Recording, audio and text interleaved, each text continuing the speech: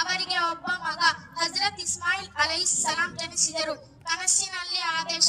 ಹಜರತ್ ಇಬ್ರಾಹಿಂ ಅಲೈಹಿಸ್ಸಲಾಂ ಅವರು ಕನಸಿನಲ್ಲಿ ತಮ್ಮ ಮಗನನ್ನು ಅಲ್ಲಾಹಗಾಗಿ ಕುರ್ಬಾನಿ ಮಾಡುತ್ತಿರುವುದನ್ನು ನೋಡಿದರು. ಪ್ರವಾದಿಗಳ ಕನಸುಗಳು ಸತ್ಯವಾಗಿರುತ್ತವೆ, ಅದರಿಂದ ಇದು ಅಲ್ಲಾಹನ ಆದೇಶ. ತಂದೆ ಮಗನ ಮಾತುಕತೆ.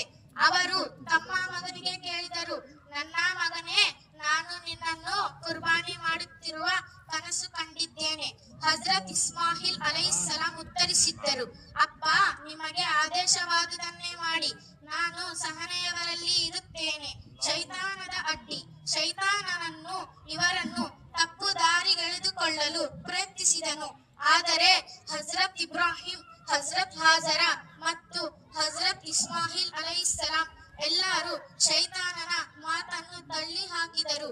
ಇದಕ್ಕೆ ನೆನಪಾಗಿ ಹಜ್ಜಿನಲ್ಲಿ ಕಲ್ಲು ಹೊಡೆಯುವ ಪದ್ಧತಿ ಇದೆ. ಕುರ್ಬಾನಿಯ ಸಮಯ.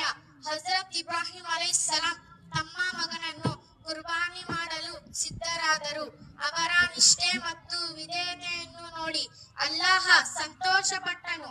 ಅಲ್ಲಾಹನ ದಯೆ.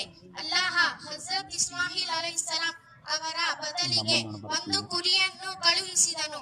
ಹೀಗೆ ಅವರು ಸುರಕ್ಷಿತರಾದರು. ಕುರ್ಬಾನಿಯ ಮಹತ್ವ. ಕುರ್ಬಾನಿ ಎಂದರೆ ಕೇವಲ ಪ್ರಾಣಿಯನ್ನು ಕೊಲ್ಲುವುದು ಅಲ್ಲ, ಇದು ನಮ್ಮ ಇಚ್ಛೆಗಳನ್ನು ಅಲ್ಲಾಹಗಾಗಿ ತ್ಯಾಜಿಸುವ ಪಾಠ.